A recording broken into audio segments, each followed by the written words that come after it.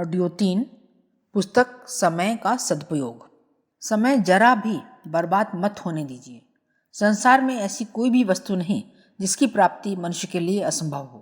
प्रयत्न और पुरुषार्थ से सभी कुछ पाया जा सकता है, लेकिन एक ऐसी भी चीज़ है जिसे एक बार खोने के बाद कहीं नहीं पाया जा सकता, और वह है समय। एक बार हाथ से निकला हुआ समय कभी हाथ नहीं आता। कहावत है, बीता हुआ समय और कहे हुए शब्द कभी वापस नहीं बुलाए जा सकते।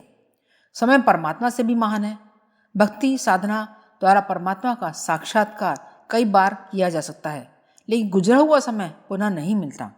समय ही जीवन की परिभाषा है, क्योंकि समय से ही जीवन बनता है। समय का सदुपयोग करना जीवन का उपयोग करना है। समय का दुरुपयोग करना जीवन को नष्ट करना है। समय किसी की भी प्रतीक्षा नहीं करता। वह प्रतिक्षण घंटे, दिन, महीनों, वर्षों के रूप में निरंतर अज्ञात दिशा को जाकर विलीन होता रहता है। समय की अजस्र धारा निरंतर प्रवाहित होती रहती है और फिर शून्य में विलीन हो जाती है। फ्रैंकलिन ने कहा है, समय बर्बाद मत करो, क्योंकि समय से ही जीवन बना है। निसंदेह वक्त और सागर की लहरें किसी की प्रतीक्षा नहीं करती। हमारा कर्तव्य है कि हम समय का पूरा सदुपयोग करें।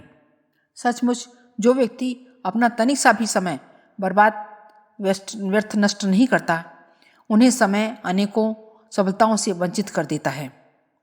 नेपोलियन ने ऑस्ट्रिया को इसलिए हरा दिया कि वहाँ के सैनिकों ने 5 मिनटों का विलंब कर दिया उसका सामना करने में, लेकिन वही नेपोलियन कुछ ही मिनटों में बंदी बना लिया गया, क्योंकि उनका एक सेनापति कुछ ही मिनट विलंब से आया। वाटरलू के युद्ध में नेपोलियन की पराजय इसी कारण से हुई। समय की उपेक्षा करने पर देखते देखते विजय का पासा पराजय में पलट जाता है, लाभ हानि में बदल जाता है। संसार में जितने भी महान पुरुष हुए हैं, उनकी महानता का एक ही आधार स्तंभ है कि उन्होंने अपने समय का पूरा उपयोग किया, एक क्षण भी व्यर्थ नहीं जाने दिया।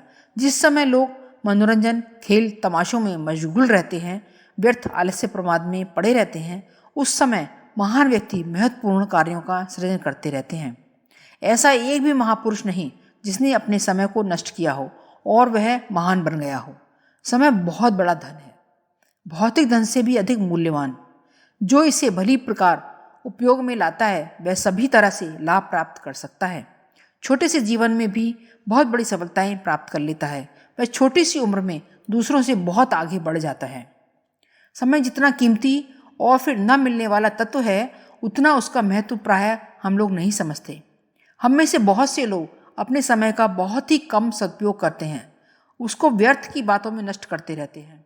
आश्चर्य है, समय ही ऐसा पदार्थ है जो एक निश्चित मात्रा में मनुष्य को मिलता है, लेकिन उसका उतना ही अधिक अपव्यय भी होता है। हम में से कितने लोग ऐसा सोचते हैं कि हमारा कितना समय आवश्यक और उपयोगी कार्यों में लगता है और कितना व्यर्थ के कार्यों में, सैर सपाटे, मित्रों से गपशप, खेल तमाशे, मनोरंजन, आलस्य, प्रमाद आदि में हम कितना समय नष्ट करते हैं। व्यर्थ की बकवास, अनावश्यक कार्यों में हम जितना समय नष्ट करते हैं, यदि उसका लेखा जोखा लें तो प्रतीत होगा कि अपने जीवन धन का एक बहुत बड़ा भाग अपने आप ही व्यर्थ नष्ट कर डालते हैं समय के रूप में।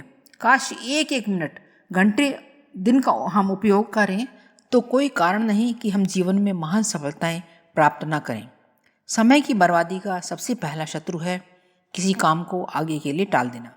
आज नहीं, कल करेंगे। इस कल के बहाने हमारा बहुत सा वक्त नष्ट हो जाता है। स्वेट मार्टिन ने लिखा है, इतिहास के पृष्ठों में कल की धारा पर कितने प्रतिभावानों का गला कट गया, कितनों की योजनाएं अधूरी रह गईं, कितनों के निश्चय बस यूं ही रह गए, कितने पछताते हाथ मलते रह गए। कल असमर्थता और आलस्य का द्योतक है। इस कल से बचने के लिए महात्मा कबीर ने चेतावनी देते हुए कहा है, काल करे सो आज करे सो अब, पल में परलय होएगी, बहुरी करेगो कब। कल पर अपने काम को न टालें। जिन्हें आज करना है उन्हें आज ही पूरा कर लें। स्मरण रखिए कि प्रत्येक काम का अपना अवसर होता है, और अवसर वही है जब वह काम आपके सामने पड़ा है।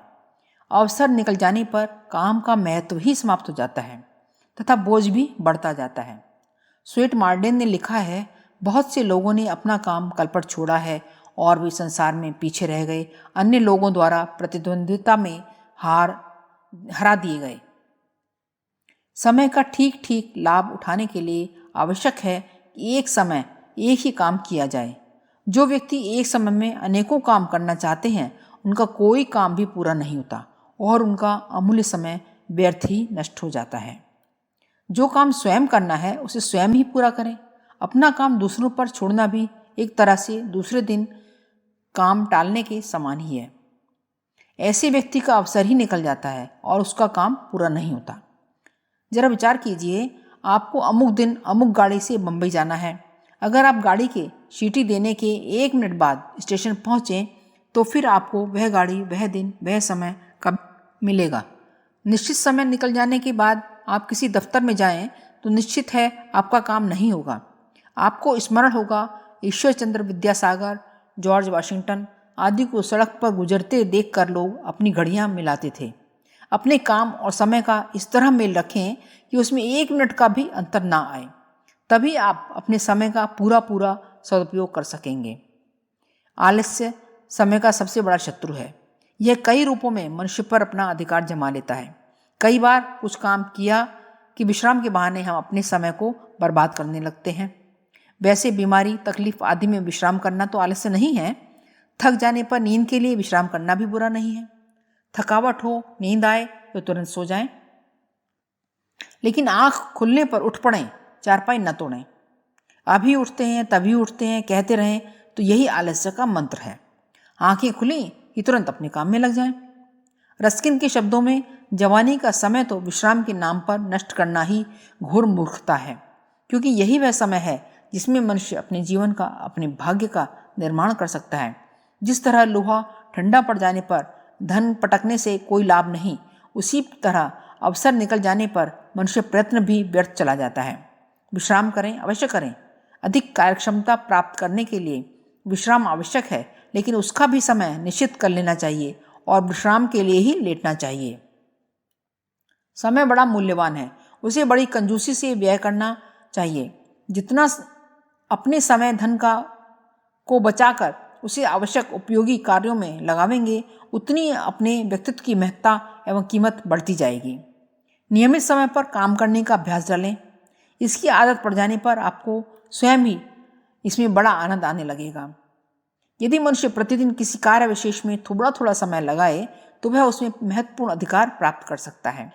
महामनीषी स्वेट मार्डेन ने कहा है, जीवन भर एक विषय में नियमित रूप से प्रतिदिन 1 घंटा लगाने वाला व्यक्ति उस विषय का उद्भट विद्वान बन सकता है।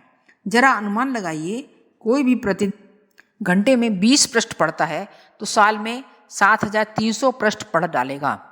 अर्थ हुआ 100 पृष्ठ की 73 पुस्तकें वह 1 साल में पढ़ लेगा। 10 वर्ष में 730 पुस्तकें पढ़ने वाले व्यक्ति के ज्ञान का विचार स्तर कैसा होगा, इसके बारे में पाठक स्वयं ही अंदाज लगा सकता है। अतः समय को मामूली न समझें। नियमित रूप से कोई काम आप करेंगे तो धीरे धीरे उसमें बड़ी योग्यता हासिल कर लेंगे, यह निश्चित है। समय की बर्बादी आजकल मनोरंजन के नाम पर भी बहुत होती है। रेडियो, सिनेमा, खेल, तमाशे, ताश, शतरंज आदि के में हम नित्य ही अपना बहुत सा समय बर्बाद करते हैं। महात्मा गांधी ने एक बार अपने पुत्र मणिलाल को पत्र में लिखा था, खेल कूद और मनोरंजन का समय 12 वर्ष की उम्र तक है। आज हम इसमें अपना कितना वक्त खर्च करते हैं वह स्वयं ही अनुमान लगा सकता है। मनोरंजन, खेल आदि को जीवन में रखा ही जाए तो उसके लिए भी एक नियत समय रखना चाहिए। अपने आसपास का वातावरण ऐसा रखना चाहिए कि अपना समय किसी कारण बर्बाद न हो। वक्त बर्बाद करने वाले दोस्तों से दूर की नमस्ते रखनी चाहिए। निठल्ले लोग ही अक्सर दूसरे का वक्त बर्बाद करने में जा पहुंचते हैं। इन्हें दोस्त नहीं दुश्मन मानना ही चाहिए। स्मरण रखिए, समय बहुत मूल्यवान वस्तु है। इससे आप जितना लाभ उठा सकते हैं उठाएं। आप वक्त को नष्ट करेंगे तो वक्त भी आपको नष्ट कर देगा। वक्त के सदुपयोग पर ही आप कुछ बन सकते हैं। समय के सदुपयोग का महत्व समझिए। समय संसार की सबसे मूल्यवान संपदा है। विद्वानों एवं महापुरुषों ने वक्त को सारी विभूतियों का कारणभूत हेतु माना है। समय का सदुपयोग करने वाले व्यक्ति कभी भी निर्धन अथवा दुखी नहीं रह सकते। कहने को कहा जा सकता है कि श्रम से ही की उपलब्धि होती है, किंतु श्रम का अर्थ भी वक्त का सदुपयोग ही है। असमय का श्रम पारिश्रमिक से अधिक थकान लाता है। मनुष्य कितना ही परिश्रमी क्यों न हो, यदि वह अपने परिश्रम के साथ ठीक समय का सामंजस्य नहीं करेगा तो निश्चय ही उसका श्रम या तो निष्फल चला जाएगा अथवा अपेक्षित फल न ला सकेगा। कितना किसान परिश्रमी है, किंतु यदि वह अपने श्रम को समय पर काम में नहीं लाता तो वह अपने परिश्रम का पूरा लाभ नहीं उठा सकता। वक्त पर न जोत कर असमय पर जोता खेत अपनी उर्वरता को प्रकट नहीं कर पाता। असमय बोया हुआ बीज बेकार चला जाता है। वक्त पर न काटी गई फसल नष्ट हो जाती है। संसार में प्रत्येक काम के लिए निश्चित वक्त पर न किया हुआ काम कितना भी परिश्रम करने पर भी सफल नहीं होता। प्रकृति का प्रत्येक कार्य एक निश्चित वक्त पर होता है। वक्त पर ग्रीष्म तपता है, वक्त पर पानी बरसता है, वक्त पर शीत आता है, वक्त पर ही शिशिर होता है और वक्त पर ही बसंत आकर वनस्पतियों को फूलों से सजा देता है। प्रकृति के इस ऋतु क्रम में जरा सा भी व्यवधान पड़ जाने से न जाने कितने प्रकार के रोगों एवं इति भीत का प्रकोप हो जाता है। चांद, सूरज, ग्रह, नक्षत्र सब समय पर ही उदय अस्त होते वक्त के अनुसार ही अपनी परिधि एवं कक्षा में परिभ्रमण किया करते हैं। इनको सामयिकता में जरा सा व्यवधान पड़ने से सृष्टि में अनेक उपद्रव खड़े हो जाते हैं और प्रलय के दृश्य दिखने लग जाते हैं। समय पालन ईश्वरीय नियमों में सबसे महत्वपूर्ण एवं प्रमुख नियम है। जीवन का हर क्षण एक उज्जवल भविष्य की संभावना लेकर आता है। हर घड़ी एक महान मोड़ का समय हो सकती है। मनुष्य यह निश्चयपूर्वक नहीं कह सकता कि जिस वक्त, क्षण और जिस पल को यूं ही व्यर्थ में खो रहा है वह ही क्षण, वह ही वक्त उसके भाग्योदय का वक्त नहीं है। क्या पता जिस क्षण को हम व्यर्थ समझकर बर्बाद कर रहे हैं वह ही हमारे लिए अपनी झोली में कोई सुंदर सौभाग्य की सफलता लाया हो। सबके जीवन में एक परिवर्तनकारी वक्त आया करता है, किंतु मनुष्य उसके आगमन से अनभिज्ञ रहा करता है। इसलिए हर बुद्धिमान मनुष्य हर क्षण को बहुमूल्य समझकर व्यर्थ नहीं जाने देता। कोई भी क्षण व्यर्थ न जाने देने से निश्चय ही वह क्षण हाथ से छूटकर नहीं जा सकता जो जीवन में वांछित परिवर्तन का संदेश वाहक होगा। सिद्धि को अनिश्चित घड़ी से अनभिज्ञ साधक जिस प्रकार हर समय लौ लगाए रहने से उसको पकड़ लेता है, ठीक उसी प्रकार हर क्षण को सौभाग्य के द्वार खोल देने वाला समझकर महत्वाकांक्षी कर्मवीर अपने जीवन के एक छोटे से क्षण की उपेक्षा नहीं करता और निश्चित ही सौभाग्य का अधिकारी बनता है। कोई भी दीर्घसूत्री व्यक्ति संसार में आज तक सफल होते देखा सुना नहीं गया है। जीवन में उन्नति करने और सफलता पाने वाले व्यक्तियों की जीवन गाथा का निरीक्षण करने पर निश्चय ही उनके उन गुणों में समय के पालन एवं सदुपयोग को प्रमुख स्थान मिलेगा जो जीवन की उन्नति के लिए अपेक्षित होते हैं। हर मनुष्य को वक्त का छोटे से छोटे क्षण का मूल्य एवं महत्व समझना चाहिए। जीवन का वक्त सीमित है और काम बहुत हैं। अपने से लेकर परिवार, समाज एवं राष्ट्र के दायित्वपूर्ण कर्तव्यों के साथ मुक्ति की साधना तक कामों की एक लंबी श्रृंखला चली गई है। कर्तव्यों की इस अनिवार्य परंपरा को पूरा किए बिना मनुष्य का कल्याण नहीं। इसी क्रम को इसी एक जीवन के सीमित वक्त में ही पूरा कर डालना है, क्योंकि आत्मा की मुक्ति मानव जीवन के अतिरिक्त अन्य किसी जीवन में नहीं हो सकती और मुक्ति का प्रयास तभी हल हो सकता है जब वह उसके पूर्व प्रयासों को पूरा करता है। अस्तु जीवन के चरम लक्ष्य मुक्ति को पाने के लिए उसकी साधना के अतिरिक्त सारे कर्तव्य कर्म को इसी जीवन के सीमित वक्त में ही पूरा करना होगा। इतने विशाल कर्तव्य क्रम को मनुष्य तभी पूरा कर सकता है जब जीवन की एक एक क्षण, एक एक पल और एक एक निमेष की सावधानी के साथ उपयोगी एवं उपयुक्त दिशा में प्रयोग करे। नहीं तो किसने देखा है कि उसके जीवन का अंतिम क्षोर कितनी दूर पर ठहरा हुआ है। जीवन की अवधि सीमित होने के साथ अनिश्चित एवं अज्ञात भी है। जो क्षण हमारे पास है, हृदय के जिस स्पंदन में गति है वही हमारा है। श्वास का एक आगमन ही हमारा है, बाकी सब पराये हैं। न जाने दूसरे क्षण हमारे बन पाएंगे या नहीं। अतएव बुद्धिमान व्यक्ति को चाहिए कि जो क्षण, जो श्वास उसके अधिकार में है उसे भगवान की महती कृपा और जीवन का उच्चतम अंतिम अवसर समझकर इस सावधानी एवं संलग्नता के साथ उपयोग करें कि मानो इसी एक क्षण में सब कुछ दक्षता है। अपने वर्तमान क्षण को छोड़कर भविष्य की युगीन अवधि पर विश्वास करना विवेक का बहुत बड़ा अपमान है। जिस भविष्य पर आप अपने जीवन विकास के कार्यों अपने विकास कर्तव्यों को स्थगित करने की सोच रहे हैं वह आ ही जाएगा। यह जीवन की निश्चितता अनिश्चितता के बीच निश्चयपूर्वक नहीं कहा जा सकता। कर्तव्यों के विषय में आने वाले कल की कल्पना एक अंधविश्वास है। उसकी प्रतीक्षा करने वाले नासमझ इस दुनिया में पश्चाताप करते हुए ही विदा होते हैं। आने वाला कल ऐसा आकाश कुसुम है जो सुना तो गया पर पाया कभी नहीं गया। किंतु दुर्भाग्य है कि हर स्थगनशील व्यक्ति सदा ही उसी कल पर विश्वास किए हुए उपस्थित वर्तमान में सोता रहता है, और जब उसका प्रतीक्षित कल कभी नहीं आता तब उसके पास उस बीते हुए कल के लिए रोने और पछताने के सिवाय कुछ नहीं रह जाता, जिसकी कि उसने वर्तमान में अवहेलना की थी और जो किसी भी मूल्य पर वापस नहीं लाया जा सकता। समय की चूक पश्चाताप की हुक बन जाती है। जीवन में कुछ करने की इच्छा रखने वालों को चाहिए कि वे अपने किसी भी कर्तव्य को भूलकर भी कल पर न डालें जो आज किया जाना चाहिए। आज के काम के लिए आज का ही दिन निश्चित है और कल के काम के लिए कल का दिन निर्धारित है। आज का काम कल पर डाल देने से कल का भार दोगुना हो जाएगा, तो निश्चय ही कल के समय में पूरा नहीं हो सकता।